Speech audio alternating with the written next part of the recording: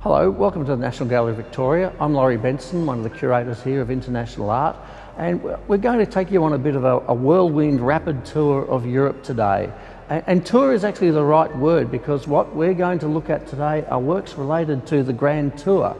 Now, the Grand Tour is an extraordinary phenomenon that happened in the 18th century.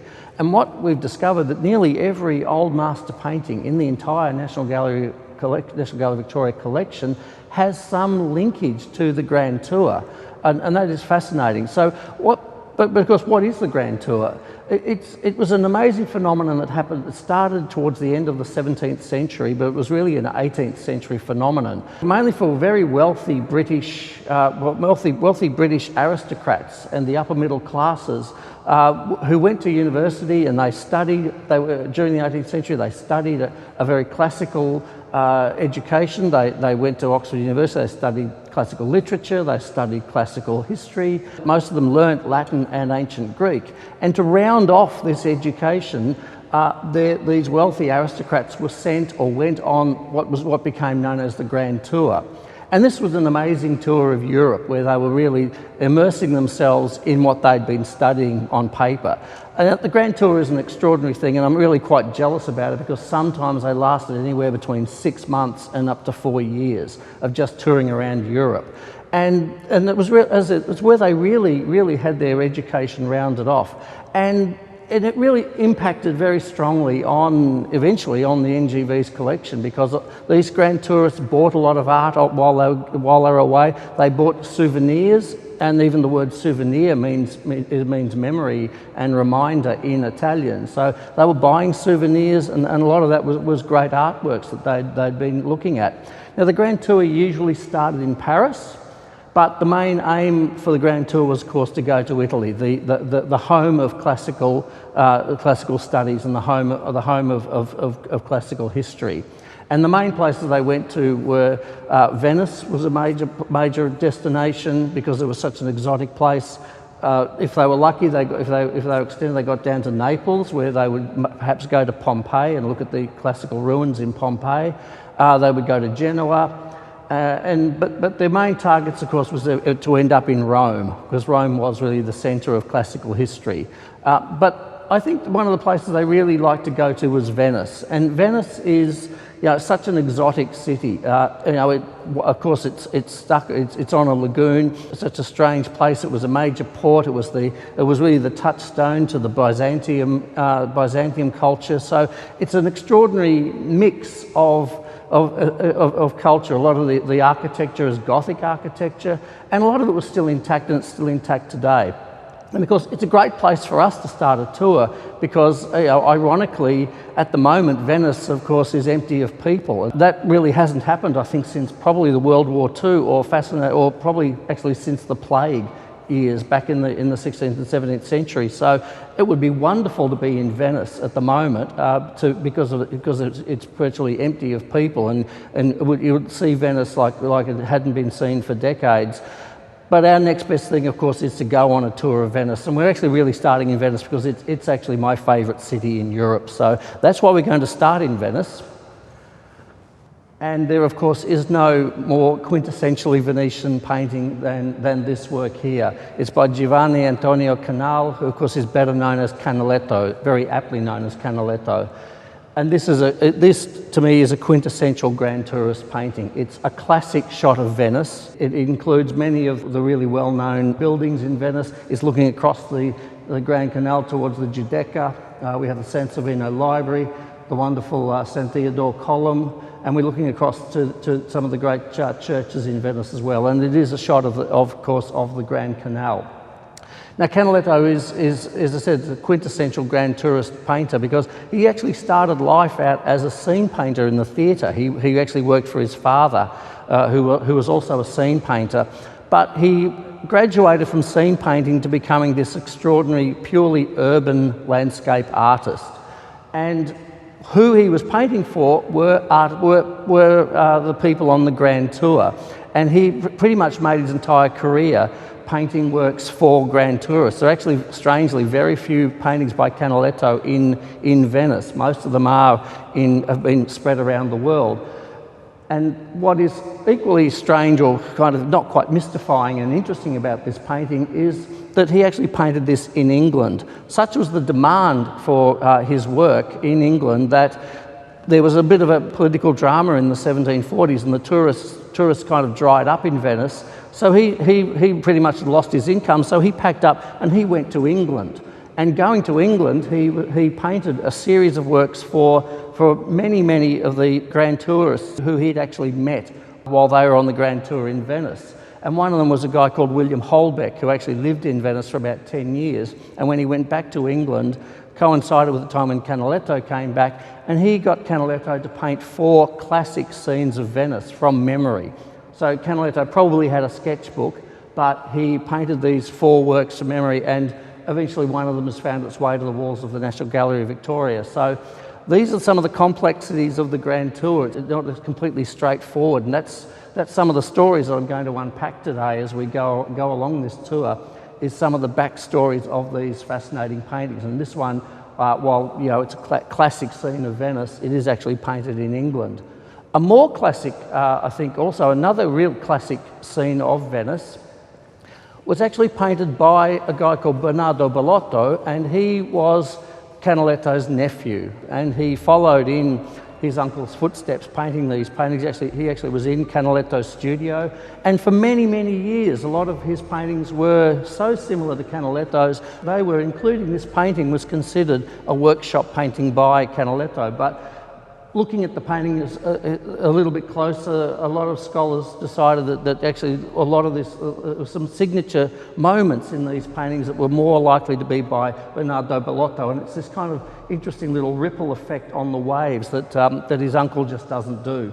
And so only a number of years ago, only about 5 or 6 years ago, this painting was firmly given back to Canaletto's nephew Bernardo. But it's got a lot of his qualities. What's fascinating with Canaletto's work and Bernardo Bellotto's work is that they're really tight, really linear pictures. They're so slickly painted, they almost look like photographs. And I think that's what the grand tourists were after.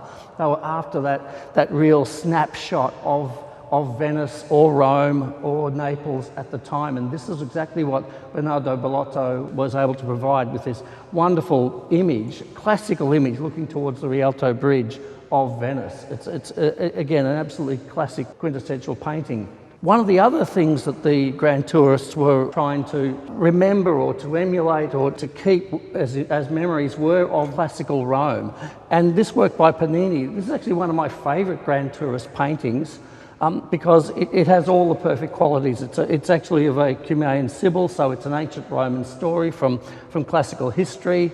It's set in a beautiful ruin, in a beautiful Roman ruin with the classical arches. But why this is one of my favourite Grand Tour paintings is because we know it was bought by a gentleman called Mr. Bright in the 1740s, and he bought this painting from Panini while he was on the Grand Tour. And it stayed in the Bright family until today. This painting was given to the NGV by one of Mr. Bright's descendants, Charles Bright, and he gave this painting to the NGV in 2001. So we virtually have a painting that was directly painted by Panini, bought on the Grand Tour by Mr. Wright, and then comes to us at the NGV. And it is a classic, perfect Grand Tour painting. And it's more of a Roman scene because it is what a lot of the grand tourists ended up in Rome, and they actually wanted these Roman scenes. And again, it's just it's just a wonderful, perfect snapshot of what a grand tourist painting is all about. It is the fascinating backstories behind many of the paintings in the National Gallery of Victoria's collection that are so fascinating. And the Grand Tour is helping us to unpack these.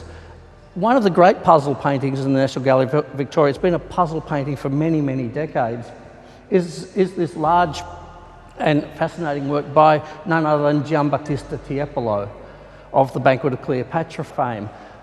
Why it was a puzzle is because for many decades nobody could work out who actually painted it. This has been attributed to about half a dozen different painters, and it's problematic because it's a Grand Tour painting. One of the weird aspects of the Grand Tourists is they were fascinated by earlier art of Renaissance and Mannerist art, but they're touring in the 18th century. And so there was this demand for paintings by earlier artists, and an artist who they were particularly enamoured of, particularly in Venice, was Paolo Veronese, the great 16th century Venetian Mannerist painter of great decorative paintings. And this painting really was thought to be an 18th century pastiche or copy of a number of paintings by Veronese. So there's figures taken from other Veronese paintings. The costume is 16th century. It was a real puzzle picture. And it was given to many, many artists because it was such a strange conglomeration.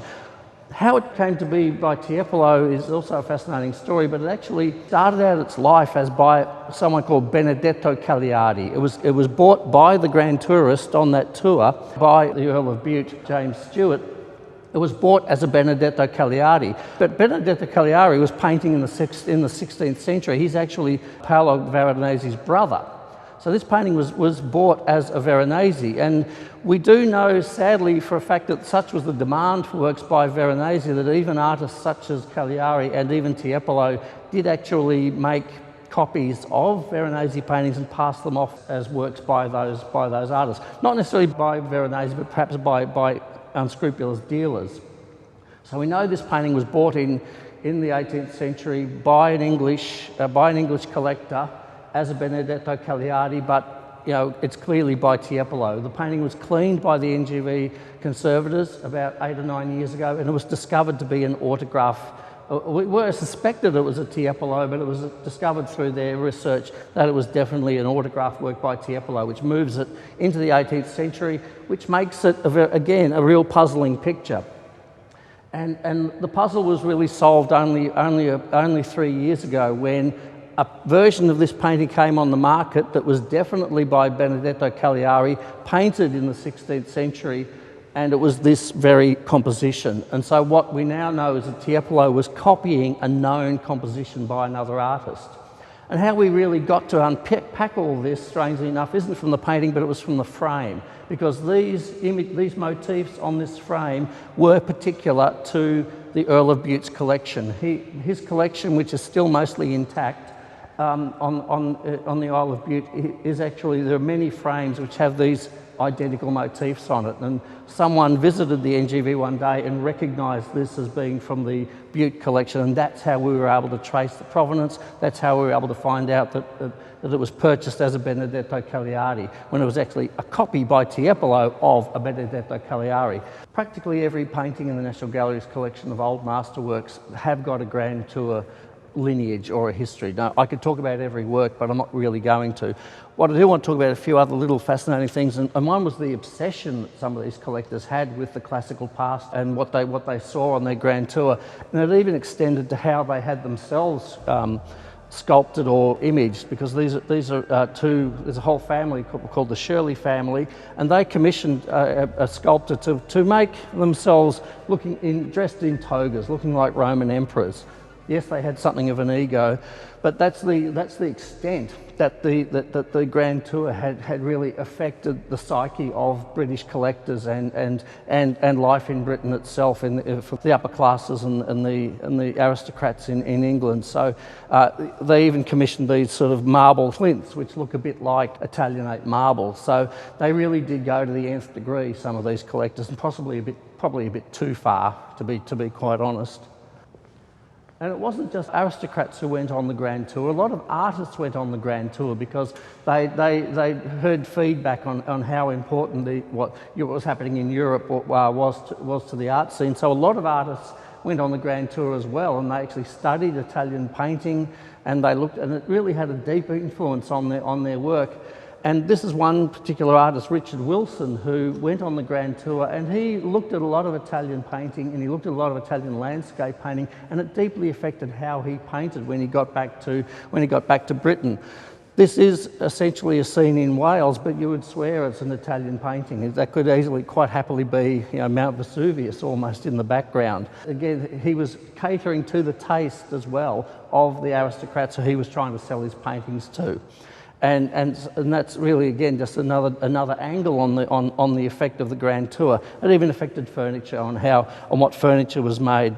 These are actually British furniture, but you would swear that they're so heavily influenced by classicism. We even have a kind of a classical urn, and just the shape and the proportions is straight out of a handbook or a textbook on how to make classical furniture or classical Italianate furniture.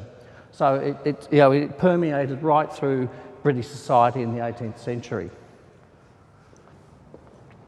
And we're going to look at, again, what I said the Panini was the quintessential Grand Tour painting, but I think I could probably make the same claim for this extraordinary masterpiece by Pompeo Bertoni.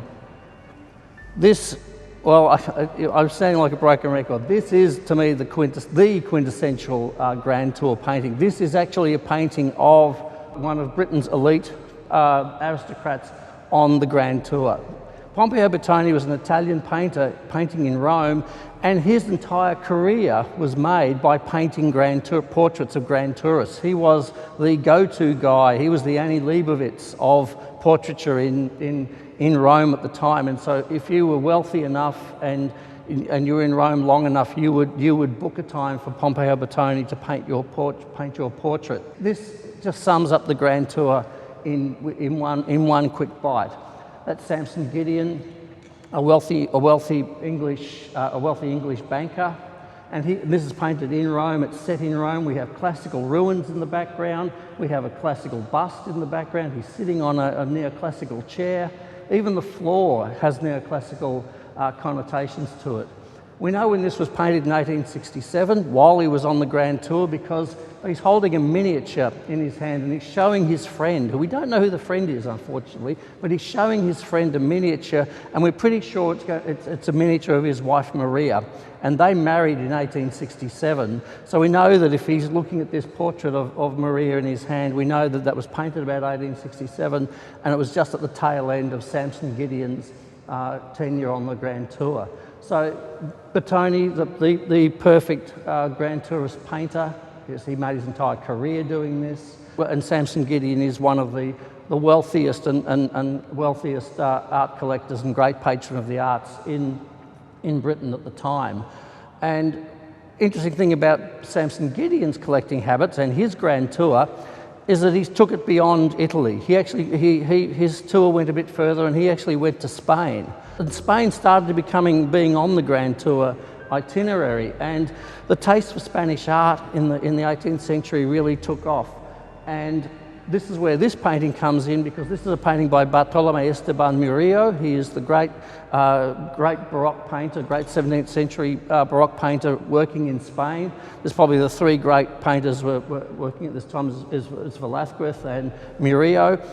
But in the 18th century, Murillo was actually more popular and in greater demand than any of the other Spanish artists. In fact, he was considered the equal of Michelangelo in the 18th century. He was that high in the echelons of art.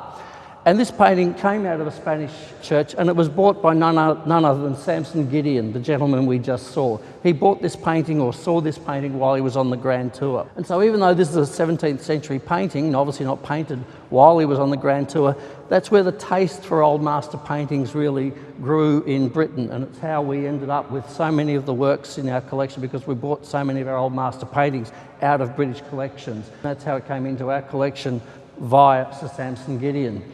And even a classic painting that is one of the great treasures of the National Gallery. It has a Grand Tour lineage as well, and that is the Poussin, the great crossing of the Red Sea. It was bought in the 1740s by a British collector, possibly bought it out of France, but it's what he would have seen and what he would have wanted to have as a collector. It was actually painted in Rome, but it was acquired by a French collector, and so this is where this sort of movement of artworks, this movement of people that's happening around because of the Grand Tour is really affecting collecting patterns all over Europe, and then impacting on what we acquire here at the National Gallery of Victoria. And it's how we've built up this extraordinary collection. Probably going to leave the tour here, because as I said, I could talk about every painting in the entire collection. But that would take us all day, and I'm not really going to do that to you. So thank you for your attention. I hope you enjoyed this little snapshot of a fairly unknown aspect of this great collection of the National Gallery of Victoria. If you're interested in other tours of the National Gallery of Victoria, just tune into the NGV channel online. Thank you.